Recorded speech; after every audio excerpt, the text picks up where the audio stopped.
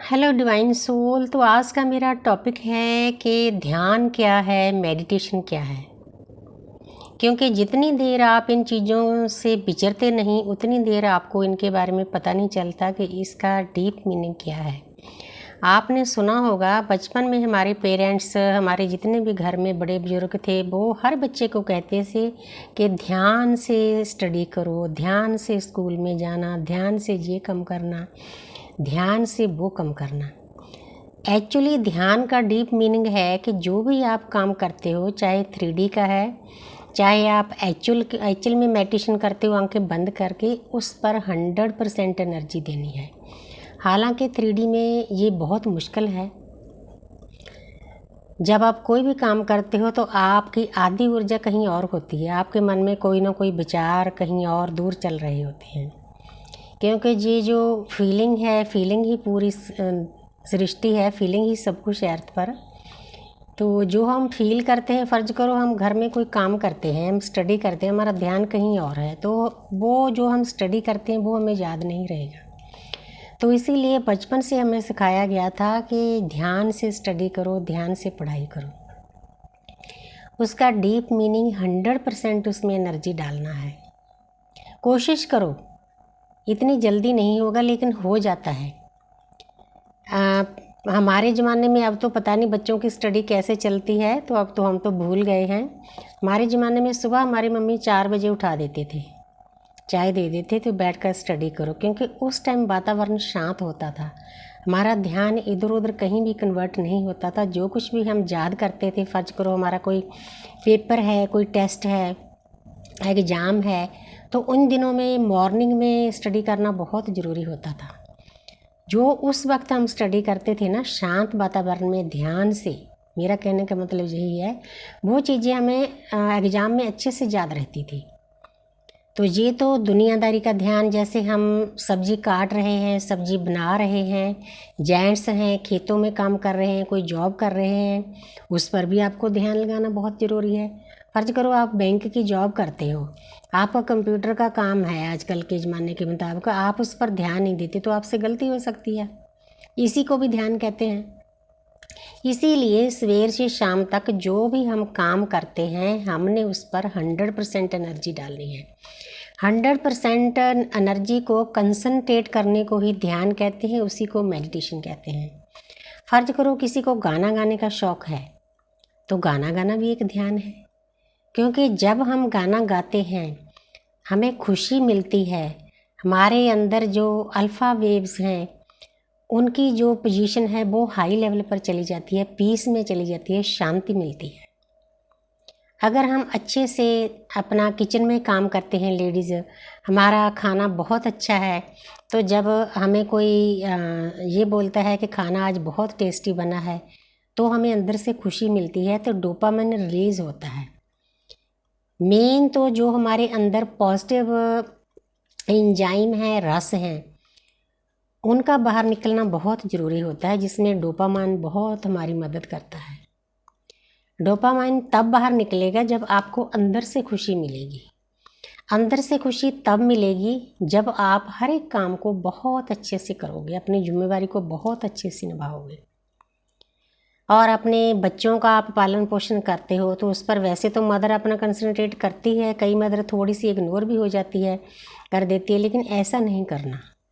क्योंकि बच्चा है, बच्चा परमात्मा का स्वरूप है, उसको कुछ नहीं पता, वो तो सांप के साथ भी खेलेगा, उसको पता ही नहीं है कि ये खतरनाक चीज़ है, क्योंकि उसमें परमपिता परमात्मा की ऊर्जा, वननेस की ऊर्जा है। तो इसीलिए आपने उन चीज़ों का भी ख्याल रखना है, अपना भी ख्याल रखना है। इसके अलावा फ़र्ज करो आपको डांसिंग का शौक़ है, तो डांस करना भी एक ध्यान है। क्योंकि डांस करने से आपकी एक तो जो ब्लॉकेज ऊर्जा है उसका भाव शुरू हो जाता है। आपने देखा होगा, सुना होगा, ओशो हमेशा अपने जो उनके प्रोग्राम होते थे उनमें डांस कराते थे। वो डांस कोई स्पेसिफिक डांस नहीं होता था, जैसा भी आपको आता है बस इधर उधर हाथ मार के आपने वो करना होता था। अपनी मस्ती में जाना ध्यान कहते हैं। सिंगिंग से हम अपनी मस्ती में जाते हैं, डांसिंग से हम अपनी मस्ती में जाते हैं। तो हमारी लाइफ में, रूटीन में सवेर से शाम तक जो कुछ भी चलता है वो सभी ध्यान है।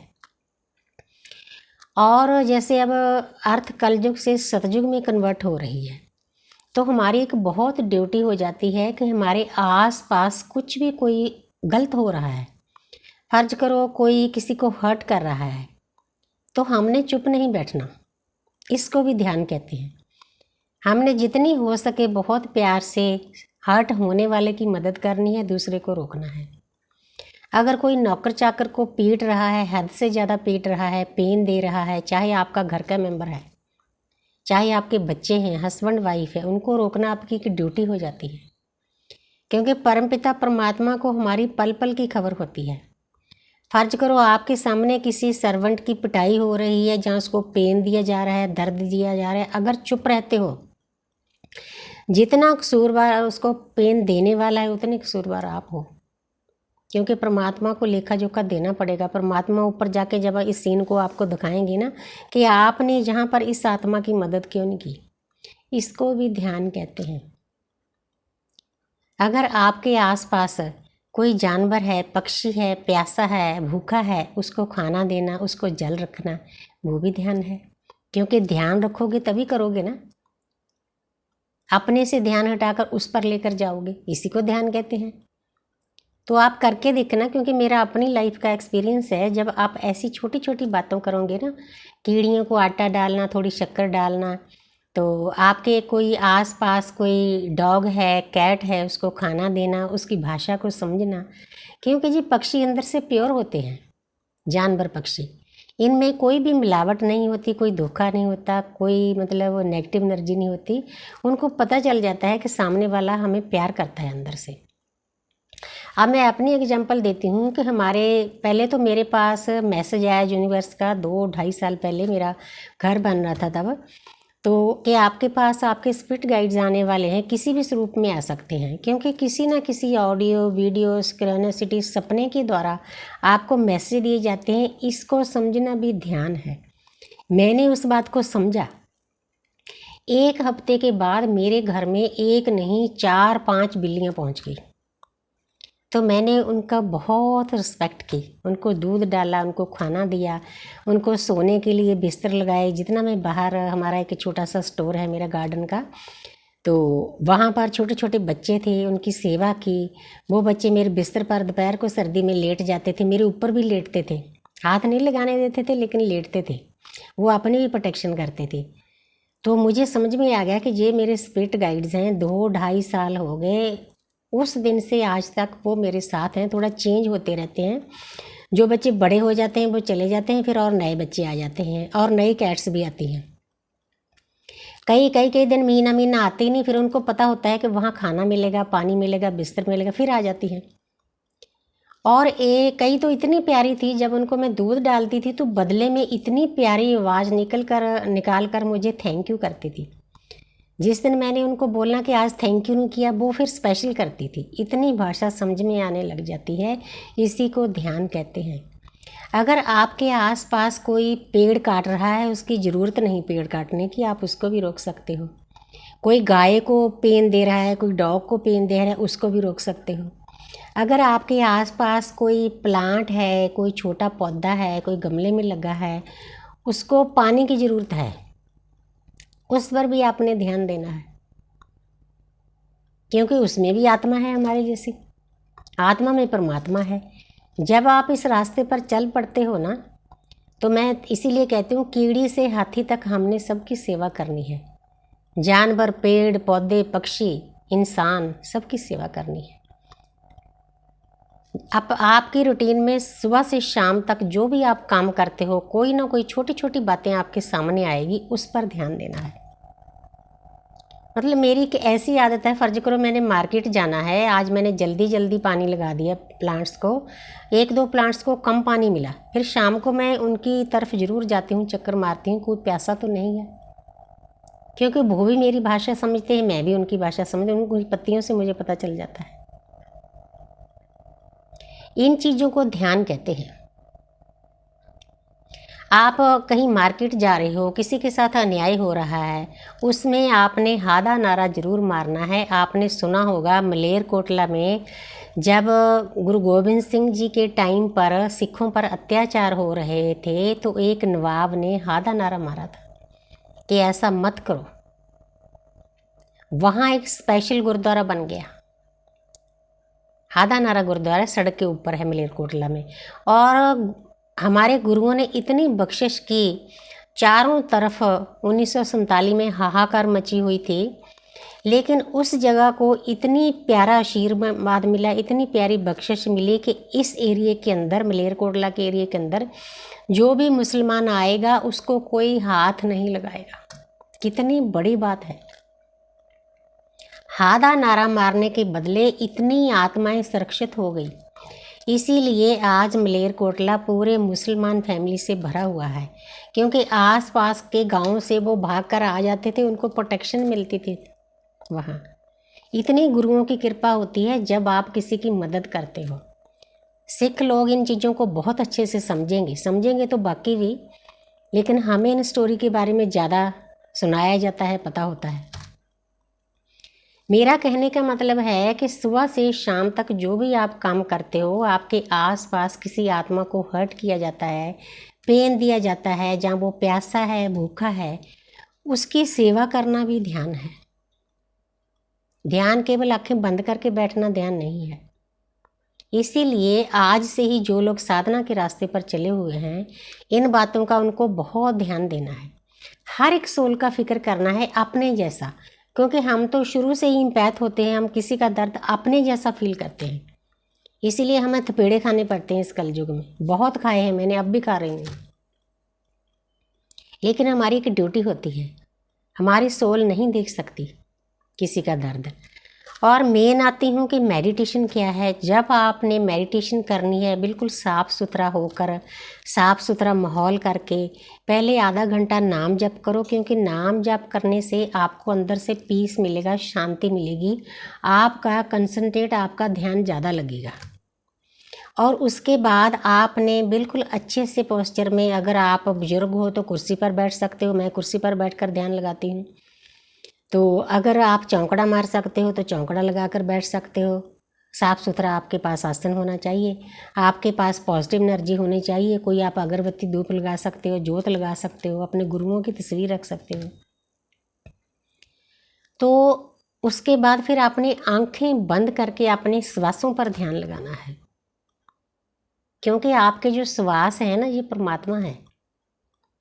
ये कोई छोटी चीज़ नहीं है। श्वास आ रहे हैं तभी जिंदा है ना।